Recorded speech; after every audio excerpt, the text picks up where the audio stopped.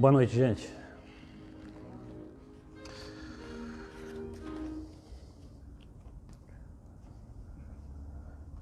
Primeiramente é uma alegria, né? Estar aqui presente, né? Tá bom? Poder rever vocês depois de um ano e umas par de meses aí, né? Longe dessa casa, tá bom? Então eu vou dar início com uma prece, uma humilde prece, pedindo licença para todos, né? Se puderem me acompanharem, tá? Eu agradeço de coração. Deus, nosso Pai, Supremo Criador, Senhor Jesus, nosso irmão maior, eu e meus irmãos aqui presentes, encarnados e desencarnados, agradecidos a Ti, Senhor, pela bênção de estarmos reunidos nessa comunhão espiritual, nesse carinho fraterno, nessa casa bendita, nessa fé maravilhosa. Pedimos para que abençoe, Senhor, nosso propósito de aprender para melhor servi-lo. De minha parte, Senhor, espero que as minhas imperfeições não atrapalhem a pureza e a magnitude das Tuas lições, mas que abençoe, Senhor, nosso propósito de bem servir. Esteja conosco, Senhor, graças a Deus.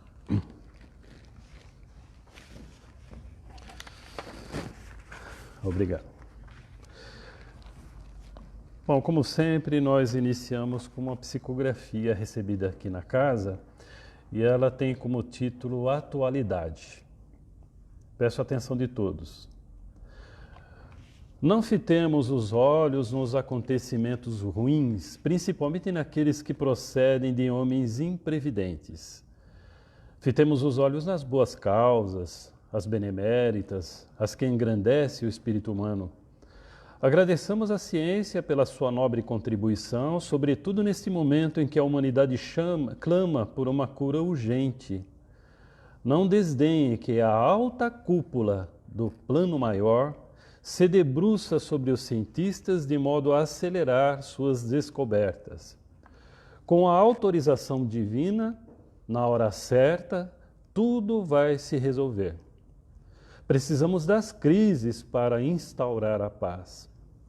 A humanidade é nosso lar transitório, bendito na Terra. Somos solidários entre os dois planos da vida.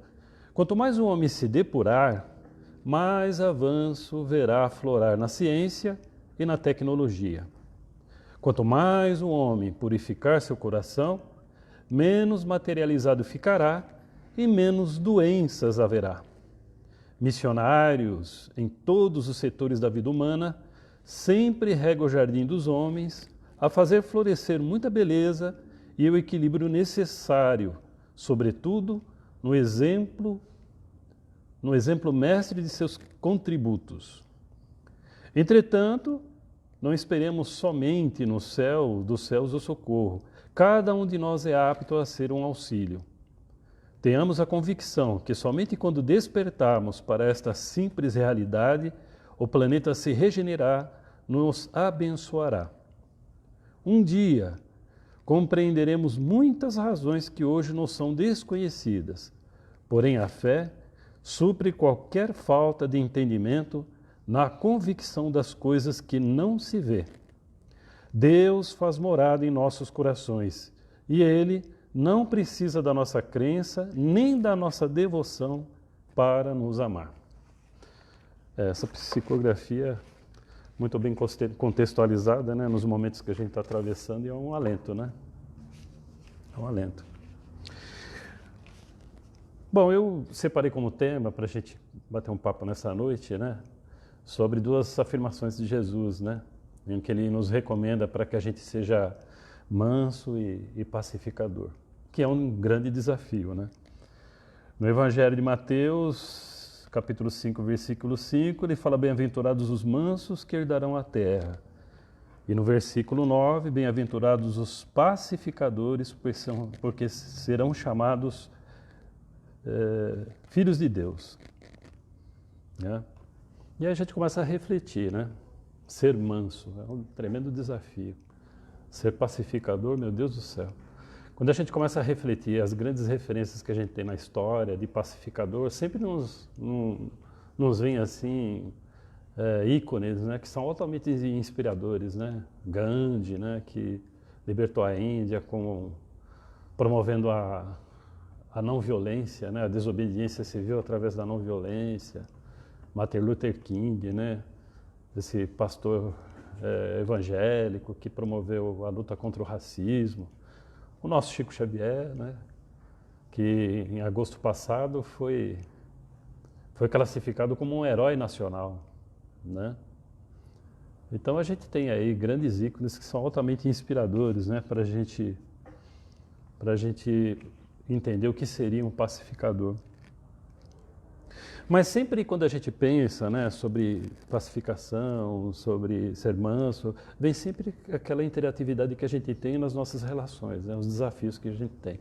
Não há os que estão aqui presentes e os que nos ouvem aqui, quem não passou por raiva, quem não passou por momentos de mágoa, de ressentimento, né? Todo mundo acho que já experimentou, está experimentando ou vai experimentar na interatividade humana, né? Os psicólogos, eles costumam dizer que do ponto de vista assim, psicológico, a raiva até tem um fator positivo, porque ela nos tira do ostracismo, né? Ela acaba estimulando para que você saia da sua zona de conforto e com energia resolva alguma coisa, se você souber bem canalizar, né? Mas do ponto de vista, acho que geral, todos nós aqui não sabemos lidar com esse sentimento. Mágoa seria má água, aí faz referência à água parada, né? Que se prolifera um monte de coisa ruim. Ressentimento é sentir de novo, né? Quem de nós aí que não sofreu uma tremenda injustiça e depois fala, meu Deus, como pode aquilo, né, ter acontecido comigo, como pode fulano ter dito o que disse, ter feito o que fez comigo. E aí a gente começa a entender, né, de que na realidade tudo isso aí é fruto das variações de altas doses de orgulho que todos nós temos, né? Então todos nós aí temos uma tremenda dificuldade de encontrar aí um caminho do meio na interatividade. E geralmente essas pessoas que provocam esses sentimentos de raiva, mágoa, ressentimento, são aquelas que acham que sempre estão com a razão, né? Eu quero que as coisas aconteçam do meu jeito, do meu tempo, da minha forma, minha visão de mundo é a mais adequada, né? Quer impor a sua vontade, né? Ou as que não ouvem a opinião de ninguém, sempre acham que estão certas, né? Não aceitam que podem estar erradas, se sentem superiores às demais, né? Uma vez eu estava ouvindo aquele psiquiatra lá, Flávio Gecovati, né? E eu já citei isso aqui uma vez, eu achei interessante uma abordagem que ele fez, né? Ele falava assim que nas práticas de consultório dele, né, as pessoas até admitiam, né, que o comportamento estava criando situações de conflito no casamento, no ambiente de trabalho, na sua coletividade, e não conseguia mudar. E ele atribuía, do ponto de vista psicológico, a medo, vaidade e imediatismo. Aí falar, por que medo? Porque eu não sei como é ser daquela forma, né? Eu sou acostumado a ser assim, então aquele território lá é um desconhecido para mim, né? Então prefiro o meu inferno conhecido do que o desconhecido. Então por medo a pessoa não muda, né? E por que vaidade? Não, o que vão pensar de mim, né? Vão achar que eu sou um fraco, que eu não tenho personalidade, né? Eu sou sincero, eu sou uma pessoa autêntica, então tudo isso aí vai. E por que imediatismo? Porque eu tenho que fazer balanço da minha personalidade, tenho que rever minhas posturas, sabe? Tenho que fazer uma reforma íntima, isso dá muito trabalho, né? Então, prefiro continuar sendo da forma que eu estou sendo. Então, medo, vaidade, imediatismo, segundo esse psiquiatra. Eu achei interessante a abordagem dele, né? Mas uma afirmação de Jesus, né, em Lucas, capítulo 10, versículo 3, ele fala assim, ide, eis que vos mando como cordeiro no meio de lobos. E aí eu acho interessante essa afirmação de Jesus, né, porque não é nada acalentadora, né, porque causa uma certa apreensão, né, poxa vida, estamos mandando no meio de lobos, né. Eu imagino que todos os que estão aqui, os que estão nos ouvindo, por conta até da fé que a gente tem, que nos traz informação e que se a gente fizer aí um balanço da nossa vida, a gente vai ver que a gente é mais calmo, mais sereno, mais pacífico, mais contemporizador, né? E aí conviver num ambiente onde predomina a competição, né, o conflito, fica muito difícil, né? E aí eu acho que essa afirmação de Jesus, ela acaba sendo realmente uma verdadeira alerta, porque não vai ser fácil, né? A gente ser calmo, pacífico, mediador num ambiente onde permeia o conflito, a contenda, a diversidade, né? Mas seria, para isso, eu acho que seria interessante a gente considerar algumas coisas, sabe? Que facilita essa interatividade nos ambientes de coletividade humana, seja um ambiente doméstico, no trabalho, qualquer agrupamento humano, né? Uma coisa que é interessante é a gente mudar o paradigma, né? A gente ressignificar. Essa é uma palavra muito interessante, que ela pode nos ajudar em vários momentos de conflito. Se a gente conseguir mudar o paradigma e ressignificar, a gente deixa de sofrer com aquilo que está acontecendo, né? O primeiro ponto seria a gente entender de que o outro não está contra a gente. Ele está a favor dele. É diferente, entendeu? Lembra do orgulho? Falei e tal. Né? Que no fundo nós temos altos níveis de orgulho, de vaidade e tal, arrogância. O Espiritismo me mostrou isso. Eu costumo dizer que metaforicamente é como se a gente tivesse um baita do espelho ali na porta, né? Que de posse das informações não tem como você não fazer um balanço da sua personalidade e ver de que realmente você tem níveis de vaidade, personalismo, de arrogância, de soberba que você tem que trabalhar. Isso você pode dissimular para os outros, mas você não consegue esconder de você e de Deus, né? Entendeu? Então todos nós temos esses altos níveis de orgulho. Entendendo isso, quando o outro nos confronta, ele está a favor dele e não contra a gente. Outra coisa que seria interessante a gente considerar é que a paciência é um treino, né? Não é uma coisa que você desenvolve rapidinho, né? Você tem que desenvolver musculatura emocional através dessa interatividade, né? É um treino, é uma busca, né? É uma construção, né? É que nem Jesus falou lá no Evangelho de Mateus, capítulo 5, versículo 46, quando ele fala assim: se amardes os que vos amam, o que havereis de ter de mérito por conta disso, né? Foi mais ou menos essas palavras, né? Não fazem isso os gentios, ele fala, né? Então o grande desafio é realmente a gente querer bem, a gente ter afetividade, a gente tem uma certa complacência justamente com as pessoas que nos confrontam. Uma outra coisa que seria interessante lembrar, outra afirmação de Jesus que também é uma verdadeira alerta, né? Junto com essa que eu citei, né? Que ele fala aí, diz: eis que vos mando como cordeiros ao meio de lobos, ele fala assim: sede prudentes como as serpentes e simples como as pombas. É uma linguagem bastante metafórica, mas dentre esses extremos, para você encontrar o caminho do meio, né? Ele deixou aberto aí, cada um vai ter que encontrar o caminho do meio. Como é que é ser? O que é ser? Simples como a pomba e prudente como a serpente, né? Para você encontrar o caminho do meio, para ter inteligência emocional, para se relacionar nos momentos de conflito, seja ele qual for, né? E na pergunta 932 do Livro dos Espíritos, parece que Kardec já tinha pensado nisso, porque ele fez a seguinte pergunta para os espíritos, né? Por que tão a miúde a influência dos maus sobrepuja a dos bons? E a resposta dos espíritos, ele fala: pela fraqueza destes. Ele nos chamou até de fracos, né? Os maus são audaciosos, são intrigantes, e os bons são tímidos. Quando estes quiserem, propenderarão. Será que é esse o termo? Eles vão ganhar predominância, né? Aí, puxa vida, eu começo a pensar tudo isso, a construir, né? Jesus falando que a gente tem que manda como cordeiro no meio de lobos, fala que a gente tem que ser simples como as pombas e prudentes como as serpentes, né? Os espíritos falam que a gente é fraco. Eu falei, poxa vida, né? Coloca a gente em uma tremenda saia justa. Como é que a gente vai resolver, né, essa questão, né? parar de a gente ter personalidade, acabar sendo de uma forma, do ponto de vista cristão, espírita, ser mais ter mais efetividade num comportamento mais equilibrado, mais adequado. Aí é interessante, né?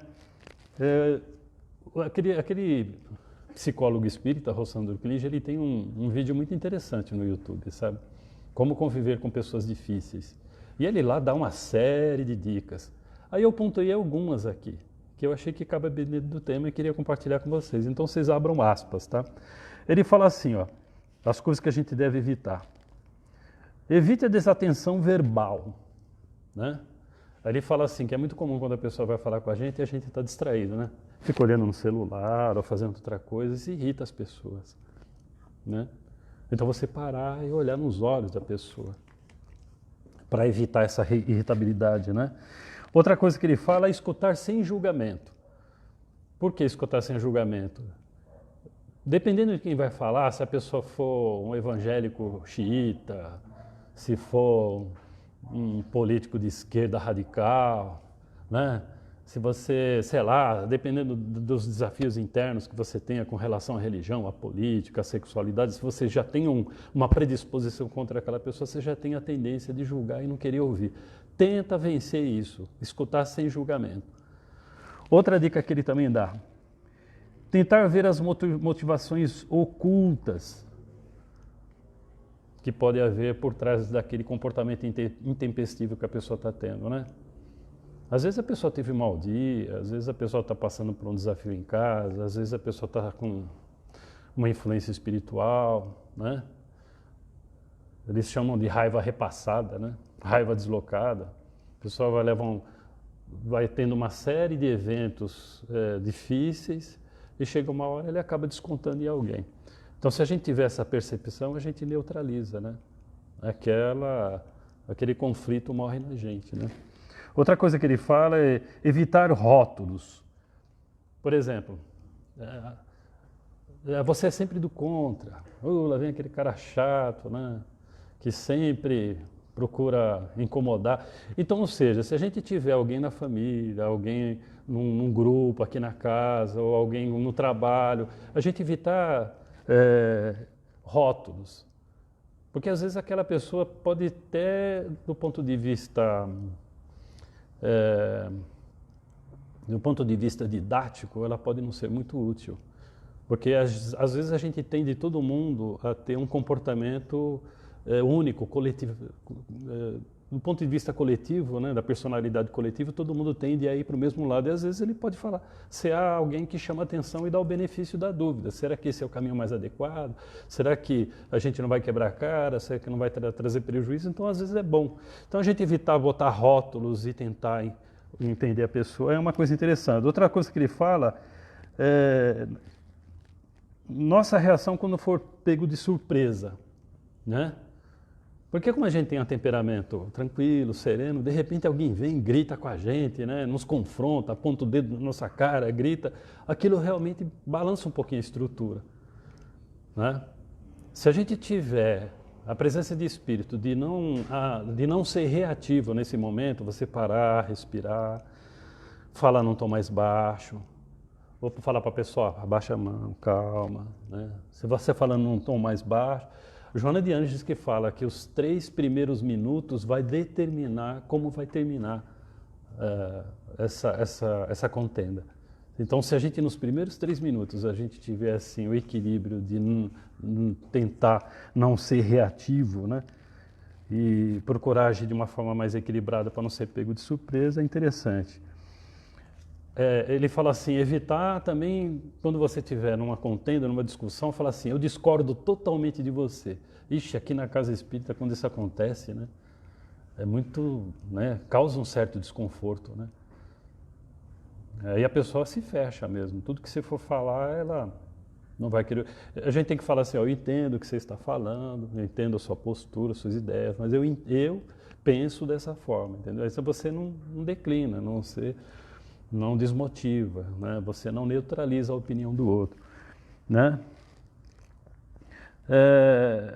Ter a empatia sincera também, né? Se pôr no lugar do outro, Poxa, se eu estivesse passando pelo que o outro está passando, será que talvez eu também não agiria dessa forma? Se eu também não tivesse um filho envolvido com as drogas, se eu também não tivesse um casamento complicado, se eu também não tivesse com problema para pagar as minhas contas, como esse fulano, será que talvez eu também... Então, ou seja, sempre tem uma razão oculta para a pessoa estar falando da forma como está ou agindo da forma como está agindo, né?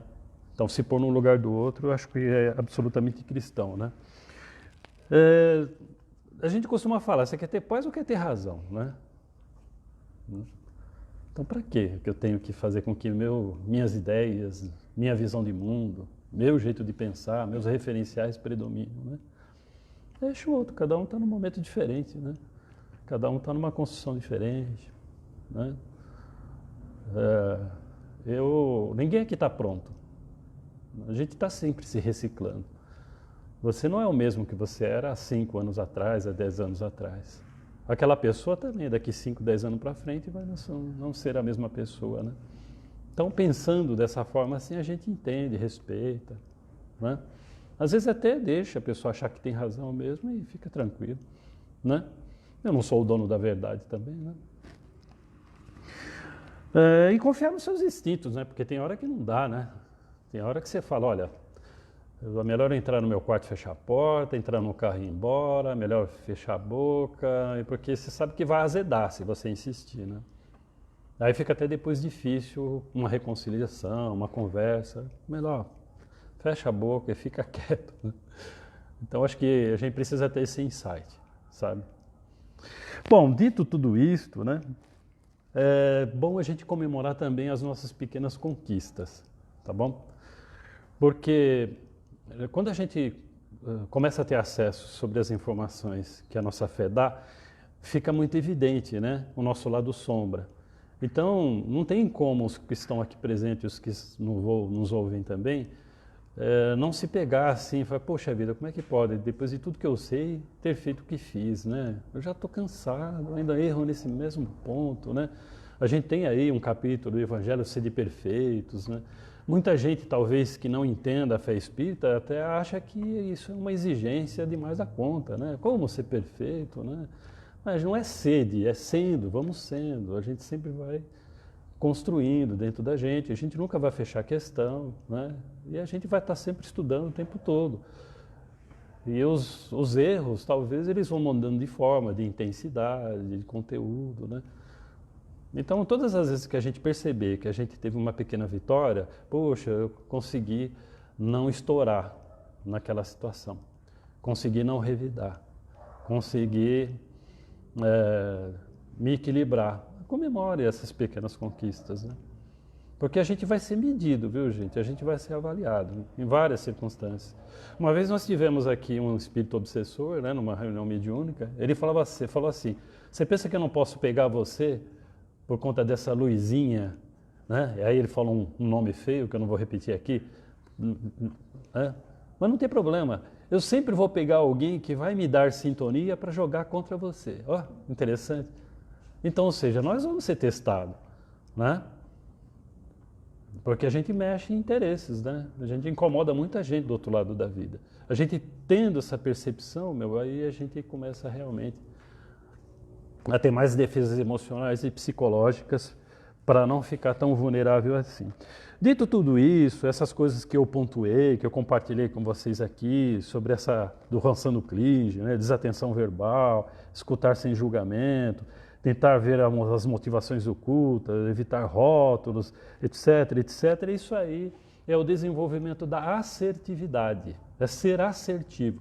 No dicionário, ser assertivo é ser firme, direto, sem sentir ou causar constrangimentos, né? É uma capacidade de se afirmar de maneira clara, objetiva e transparente. Sua principal característica é a clareza e a simplicidade. É aquilo que Jesus disse, né? Que se eu falar seja sim, sim, não, não. Então essa assertividade é uma coisa que se nós priorizarmos para desenvolver, a gente vai estar pleno e íntegro nas nossas relações de modo geral, né? A gente passa em conflito dentro de casa, em conflito no trânsito, no trabalho, em qualquer lugar. Eu acho que se a gente conseguir desenvolver essa assertividade,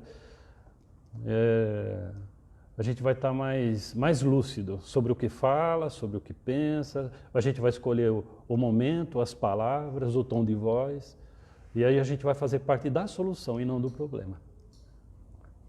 Acho que todos vão de convir comigo, né? Lembrando, né? Para entender o outro, para entender por que o outro está agindo da forma como está agindo, é como Joana de Ângeles fala, né? Você sabe como foram as últimas encarnações dele? Né? Você sabe os condicionamentos que tem no inconsciente oculto, no profundo dele? Você sabe se ele está agindo sobre influências espirituais? Você sabe se ele é um desafeto seu, que inconscientemente está cobrando algo que você fez para ele? Não dá para ter esse acesso a tudo isso. Então, percebe? Como é que você pode julgar alguém, né, se você não tiver acesso a essas variáveis? Então, né, acho que a melhor atitude é realmente a gente se tranquilizar, né, e ficar bem confortável dentro de si mesmo e deixar o problema do outro do outro. Né? Outra coisa que é bom a gente lembrar, nós não podemos mudar o outro. A gente tende, né? A gente sofre, por que meu filho não é dessa forma, por que minha mãe, meu marido, minha mulher, meu irmão, por que a pessoa... Não tem como eu disse, repito, cada um está num momento diferente. Eu não tenho como entrar dentro da cabeça do outro e agir pelo outro, né? Então a transformação se dá de dentro para fora. Vamos dizer que você se esforce para que seu filho, seu irmão, alguém que você queira, chegue a um determinado patamar que você acha adequado. Se ele for só para te agradar, aquilo é uma mentira para ele. E ninguém sustenta uma mentira por muito tempo, né? Vai chegar uma hora que ele não vai dar conta, né? Então o processo é uma conscientização. Não nos esperaram. Ninguém aqui nasceu pronto, né? Muita gente teve paciência, não desistiu da gente, incontáveis encarnações, incontáveis mentores, incontáveis pais e mães, né? E a gente ainda não está pronto, né?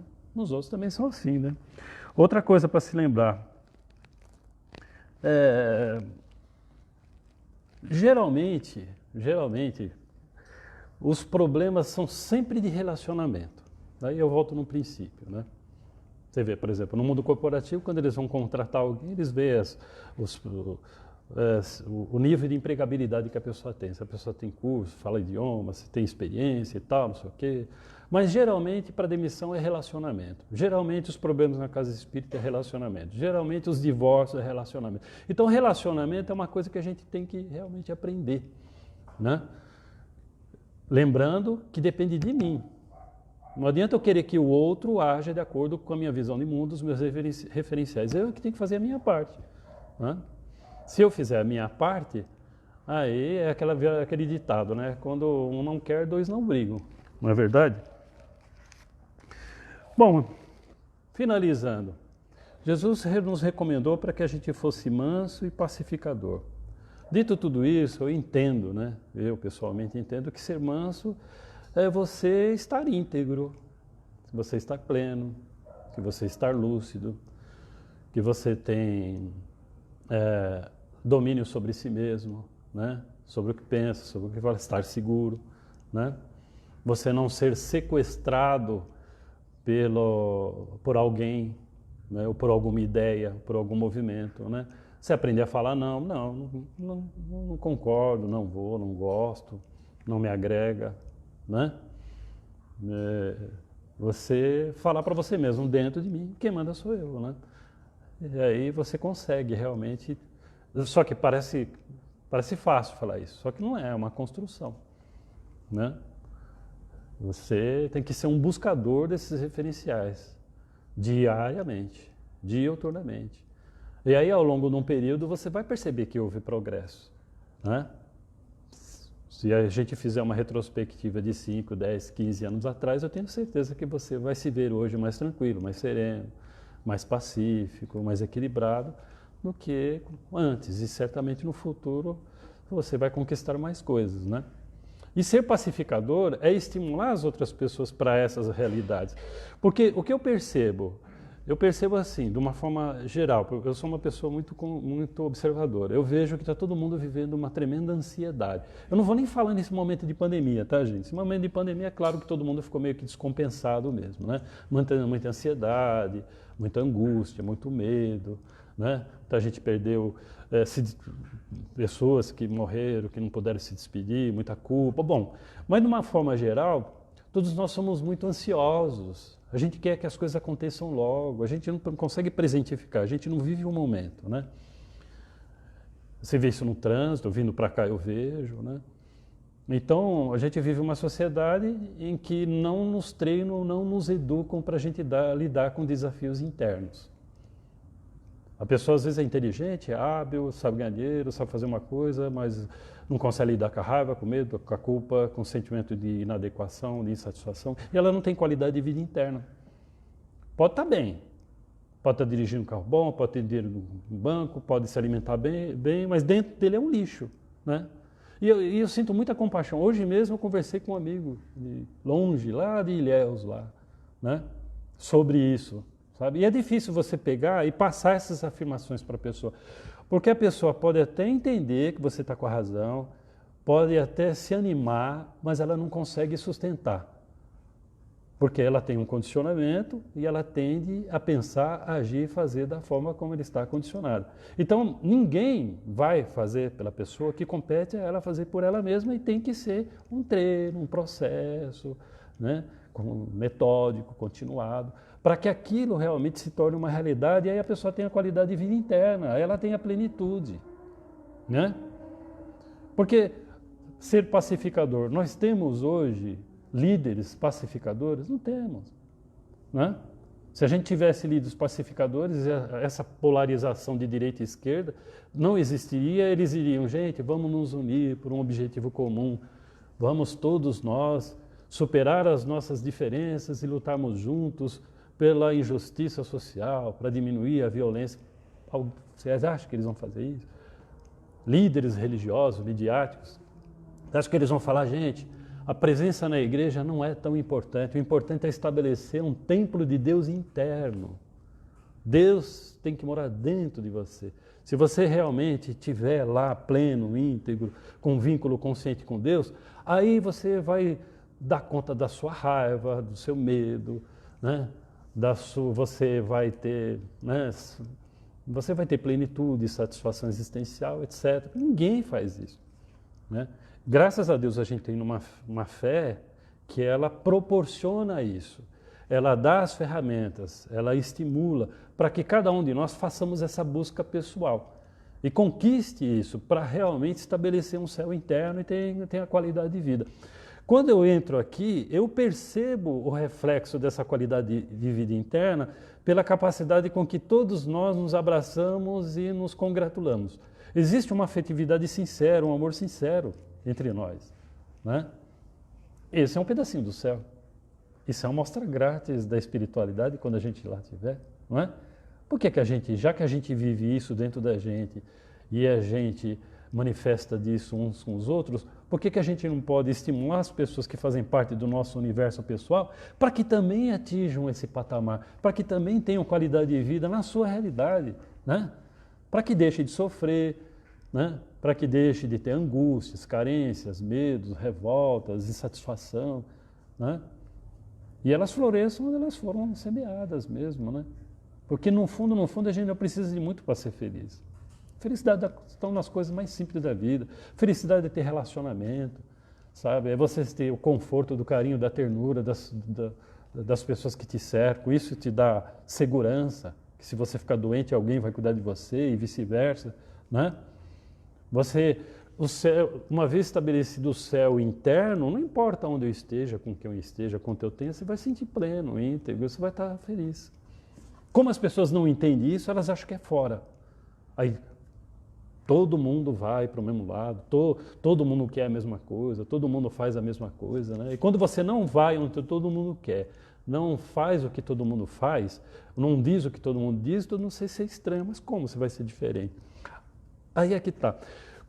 Aí a gente, calado, a gente vai ser eloquente, porque a gente vai provar com o nosso comportamento de que essas verdades, elas realmente me dão essa qualidade, essa paz, essa mansuetude. E aí, eu vivendo isso como uma convicção, eu vou ser um pacificador.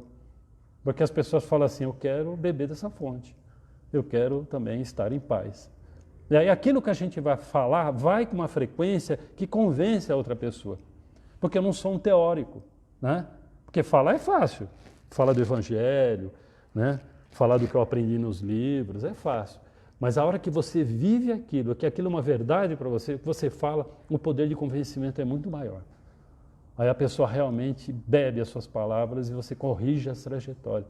E você acaba ajudando de uma forma assim efetiva para que as pessoas tenham uma qualidade de vida, né? Não deixam de sofrer esse momento que muitas pessoas estão vivendo, né? Os efeitos colaterais dessa pandemia ainda vai durar por muito tempo, muito tempo. Então eu penso assim, estar na casa espírita é fácil. Vim aqui ouvir a palestra, é que eu comento com o Marcão, assim, sabe? Tá fácil. Vim aqui tomar paz, tá fácil. O duro realmente é daquele portão para fora, a gente realmente fazer a diferença na nossa realidade. A gente levar uma palavra que a pessoa desperte para a vida, sabe? Ela encontre, ela ressignifique, ela mude o paradigma, né? E realmente ela possa ter um templo dentro de si mesmo. Aí, para fazer isso, você tem que confrontar aquelas pessoas desagradáveis. Eu costumo usar uma metáfora, né? Você tem que enfiar o pé na lama. Tem que sair da sua zona de conforto e ir realmente a quem sofre. Aí a gente vai ser cristão, efetivamente, ajudar na transformação do nosso planeta. Agradeço de coração a paciência que todos tiveram. Vou pedir para que todos me acompanhem numa rápida oração.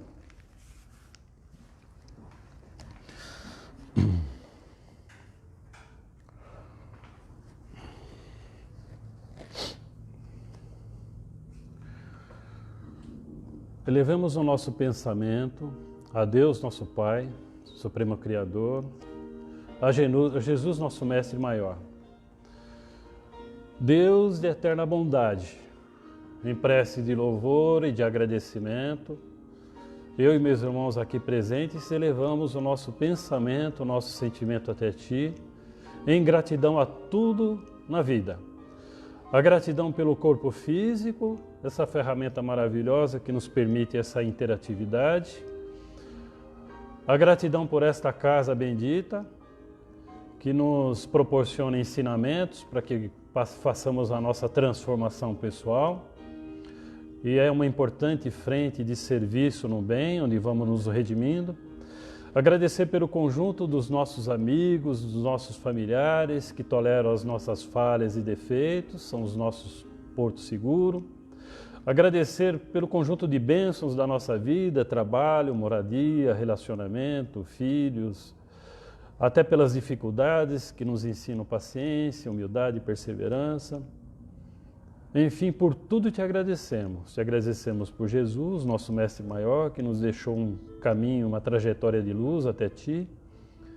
Mas ousamos te pedir, Senhor, te pedir pelos nossos irmãos que sofrem neste momento, onde quer que haja uma lágrima anônima, nesse momento nós doamos o que é de melhor em nossas vibrações de carinho, de respeito, de ternura, entregamos em Suas mãos, para que se converta em lenitivo e medicamento para os que estão nas cadeias públicas, nos hospitais, nos asilos, nos orfanatos, nos dependentes químicos, as cracolândias. E também nos somamos a todos eles, Senhor, porque conhecemos o limite, a extensão dos nossos desafios, e te pedimos para que abençoe nosso propósito de nos fortalecer em direção a Ti. Nos abençoe hoje e sempre, Senhor. Graças a Deus. Obrigado, gente. Um grande beijo para todo mundo aí.